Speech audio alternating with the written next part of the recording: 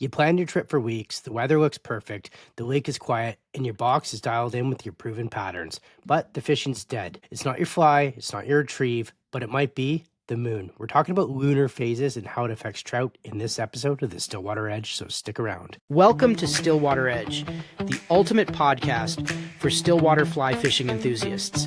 I'm your host, Greg Keenan, and in each short, action-packed episode, I'll share expert tips, essential techniques, and clever tricks to help you elevate your Stillwater fly fishing game to the next level. Welcome back to the Stillwater Edge podcast. I'm your host, Greg Keenan. In today's episode, we are going to dive into the moon and how it can affect fish behavior in lakes too, especially when it comes to feeding windows, activity levels, and big fish movement.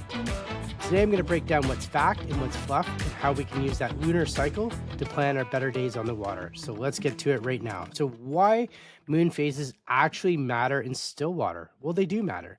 They matter a bit. I don't personally, in my personal journey, I don't tie a lot into that. It's just due to the fact that I'm a guide, and if someone hires me and we need to go fishing that day, we're going fishing that day.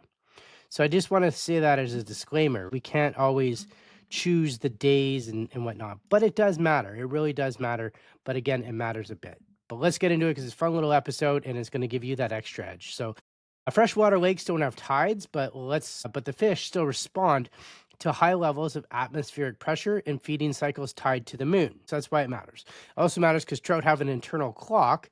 Moon phases subtly shift when and how aggressive they feed during the moon phase, right? So understanding this actually means you can avoid slow periods and target the best bite windows.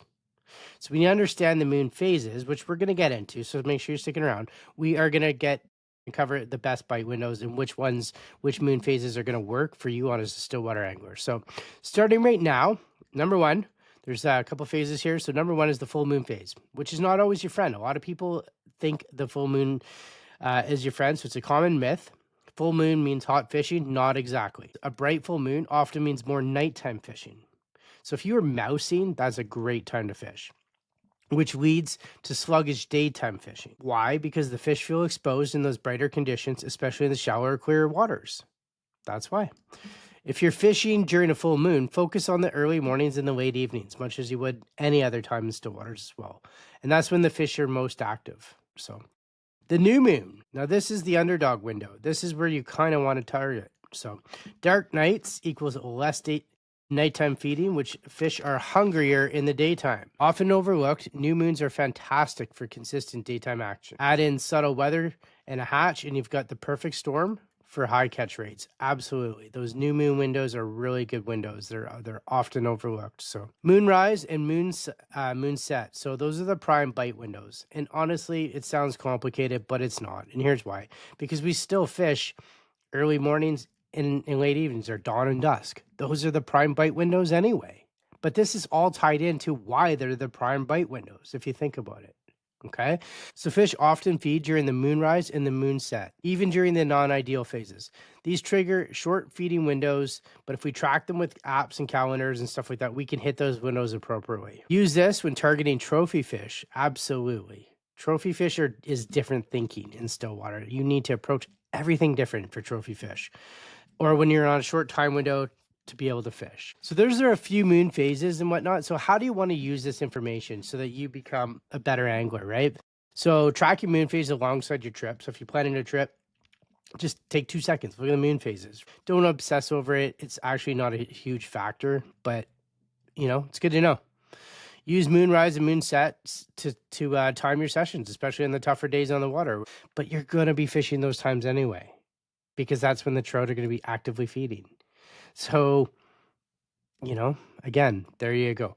Combine moon phase data with weather and hatch activity for a full picture approach. Okay, so using the moon phase and whatnot, we know that there's morning hatches. We know that there's evening hatches. Again, everything fits into those windows.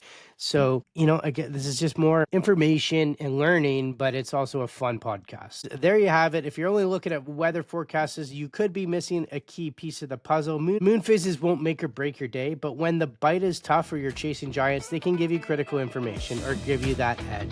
Thanks for tuning in to the Stillwater podcast. If you actually enjoyed this episode, thought it was fun, please tag me, tell me your theory you on moon phases and how it benefits you in still waters? I want to know. Let's get the dialogue going, guys, because this was a fun topic for me to write about, and I want to write more fun topics for you guys. As always, I'll see you on the water.